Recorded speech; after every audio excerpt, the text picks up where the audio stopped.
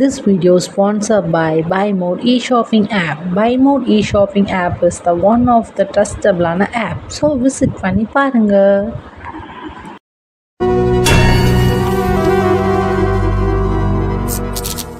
இந்த வீடியோவில் நாம் பார்க்க இருப்பது ஒரு சிங்கத்தை பற்றி. ஆம், ஹைதர் என்றால் சிங்கம் என்று அர்த்தம். சூரியன் மறையாத பிரிட்டிஷ் சாம்ராஜ்யத்தை குலை நடுங்க வைத்த ஒரு இந்திய மண்ணின் மைந்தன் தான் ஹைதர் அலி. தமிழ் மண்ணின் மைந்தனும் கூட. காரணம், இவரது தாய் தஞ்சாவூரை சேர்ந்தவர் என்பது பலருக்கும் தெரியாத உண்மை. இந்திய சுதந்திரத்திற்காக பாடுபட்ட ஹைதர் அலியின் வரலாற்றை இந்த நிகழ்ச்சியில் விரிவாக பார்க்கலாம். இந்தியாவை பொறுத்தவரை பிரிட்டிஷாரை எதிர்க்க இந்துக்களையும் இஸ்லாமியர்களையும் முதல் தேசிய இயக்கம் எழுப்பிய மாவீரன் ஹைதர் அலி என பன்மொழி புலவர் க. அப்பாதுரை தென்னாட்டு போர்க்களங்கள் என்ற தனது நூலில் குறிப்பிடுகிறார். பஞ்சாப் முஸ்லிம் ஞானி ஷைக் அலி முகமது என்ற இந்தியரின் வழித்தோன்றல் தான் ஹைதர் அலி. இவர் முகலாயரோ ஆப்கானியரோ பாரசீகத்தை சேர்ந்தவரோ இல்லை. அரச பரம்பரையில் பிறக்காமல் குடிமக்களில் ஒருவராக பிறந்து பேரரசராக உயர்ந்தவர் ஹைதர் அலி என்றும், உலக வரலாற்றில் நெப்போலியன் மட்டுமே இவரை போன்று உயர்ந்தவர் என்றும் அந்த நூலில் அப்பாதுரை சுட்டிக்காட்டுகிறார். இப்படிப்பட்ட ஹைதர் அலி மீது சுமத்தப்படும் ஒரு குற்றச்சாட்டுதான் மைசூர் உடையார் அரசை அவர் அபகரித்துக் கொண்டார் என்ற குற்றச்சாட்டு. இதில் உண்மை இல்லை என்கிறது வரலாறு.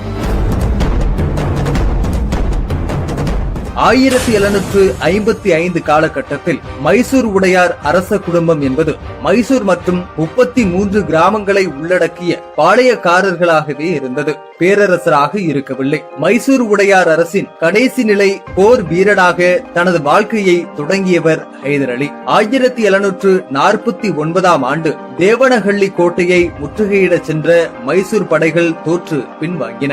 அப்போது ஒரு சிறு படையின் தலைவராக வீர தீரமாக செயல்பட்டு வெற்றி கனியை பறித்தவர் ஹைதர் அலி. அவரது வேகம் ஒரு வால் நட்சத்திரத்தின் வேகத்தையும் மிஞ்சுவதாக இருந்தது என ப. சிவனடி என்ற எழுத்தாளர் தனது இந்திய சரித்திர களஞ்சியம் என்ற நூலில் குறிப்பிடுகிறார். இதனைத் தொடர்ந்து 250 வீரர்கள் கொண்ட படைக்கு தலைவராக்கப்பட்டார் ஹைதர் அலி.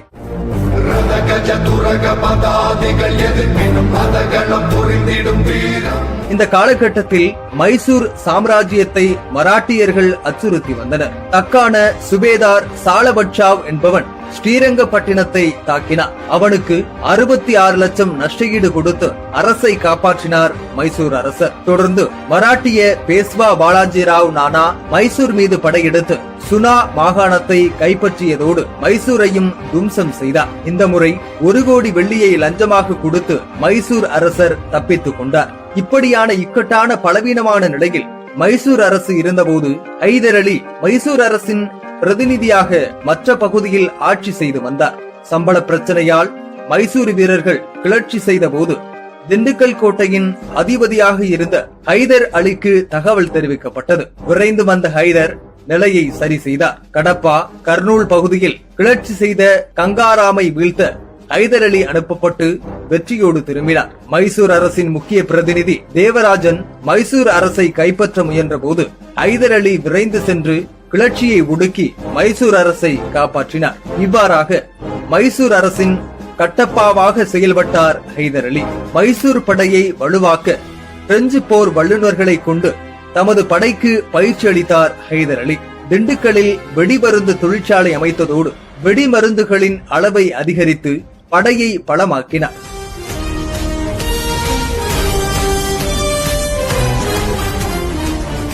மைசூர் அரசின் தெற்கு பகுதிகளை ஹைதர் பலமாக்கிக் கொண்டிருந்த அதே நேரம் தலைநகர் மைசூர் அமைந்துள்ள வடக்கு பகுதியில் பலவீனமாக இருந்ததால் மீண்டும் மைசூர் மீது படையெடுத்தான் மராட்டிய பேஸ்வா பாலாஜிராவ் நானா.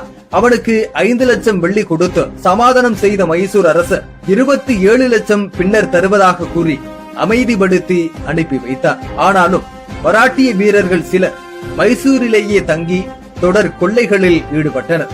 இந்த காலகட்டத்தில் ஹைதர் அலியால் மட்டுமே நிலையை சமாளிக்க முடியும் என உணர்ந்த மைசூர் அரசர் ஹைதர் அலிக்கு படை திரட்டுதல், படை தலைவருக்கு ஆணையிடுதல், கருவூலத்தையும் நாட்டு செலாவணியையும் கையாளுதல், வரி விதித்தல், மன்னரோடு ஒத்த பொன்னணி மணி விருதுகளுடன் நாட்டின் முழு நிறை உரிமையுடைய முதல்வராக ஆக்கினார் என அப்பாதுரை தனது தென்னாட்டு போர்க்களங்கள் நூலில் குறிப்பிடுகிறார். மூமின் ரிப்மேட் முஸ்லிம் திருமண சேவை மையம் 1800க்கு மேற்பட்ட உருது மற்றும் தமிழ் முஸ்லிம் இளைஞர்கள் யுவதிகள் எங்கள் மூலம் இல்லற வாழ்வில் இணைந்துள்ளனர். தொடர்புக்கு 7871588813 மற்றும் 9094680680.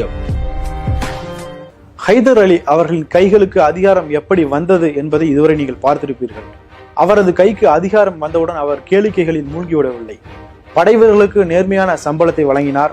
மராட்டியர்களுக்கு அவர் வழங்குவதாக வாக்குறுதி அளித்த தொகையை வழங்காமல் காலம் தாழ்த்தினார். இதனால் கோபமடைந்த மராட்டிய பேஷ்வா 1759ஆம் ஆண்டு மீண்டும் மைசூரை தாக்க உத்தரவிட்டார். அதற்கு பிறகு நடந்த சம்பவங்களை தொடர்ந்து பார்க்கலாம். கோபால் ராவ் ஷெராவின் படை மைசூர் மற்றும் பெங்களூரு ஆகிய பகுதிகளை முற்றுகையிட்டது. கடல் போன்று திரண்டு நின்ற மராட்டிய படையை வீழ்த்துவது குறித்து சமயோஜிதமாக சிந்தித்த ஹைதர் அலி தனது படையை அனுப்பி மராட்டியரின் கட்டுப்பாட்டில் இருந்த சென்னப்பட்டினத்தை தாக்கினார். இதனால் பெங்களூரு மீதான முற்றுகையை மராட்டிய படை கைவிட்டது. 2 ஆண்டுகள் ஆகியும் மராட்டியரால் மைசூரை கைப்பற்ற முடியவில்லை. இதனிடையே 3ஆம் பானிபட் போர் வந்ததால் மராட்டிய படை பின்வாங்கி சென்றது. இதனால் மன்னரின் மனதில் நீங்கா இடம் பிடித்த ஹைதர் தொடர்ந்து அதிகாரத்தில் இருக்கவும் அனுமதிக்கப்பட்டார். ஹைதரின் தலைமையை அனைத்து மைசூர் வீரர்களும் ஏற்ற அதே நேரத்தில் அரச குடும்பம் மீதான அதிருப்தியும் மக்களுக்கு அதிகமானது. இந்த சூழலில்தான் 1766 மைசூர் அரசர் கிருஷ்ணராஜ உடையார் மறைந்தார்.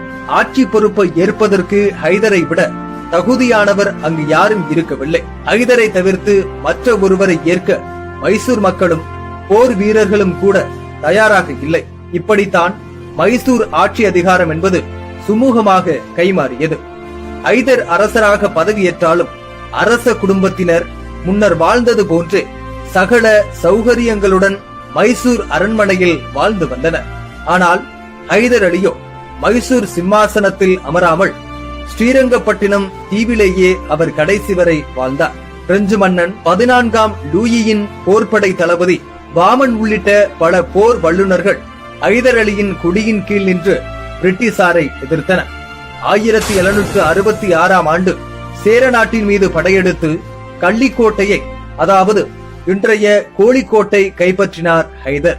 பொன்னானி கண்ணூருக்கு இடைப்பட்ட பகுதியும் ஹைதர் அலியின் கீழ் வந்தது. 1782 டிசம்பர் 7ஆம் தேதி ஹைதர் அலி மறைந்தார். ஹைதர் எப்போதும் ஒரு அரசனுக்கான சுகபோக வாழ்க்கை வாழ்ந்திடவில்லை. போர் இல்லாமல் ஒரு ஆண்டை கூட அவர் நிம்மதியாக கழிக்கவில்லை. இந்திய வரலாற்றில் ஹைதர் அலி மற்றும் அவரது மகன் திப்பு சுல்தானின் பெயர்கள் அழியாத இடம்பெற்று விட்டன என மாகா அண்ணாமலை என வரலாற்று ஆசிரியர் தனது நூலில் குறிப்பிடுகின்றார்.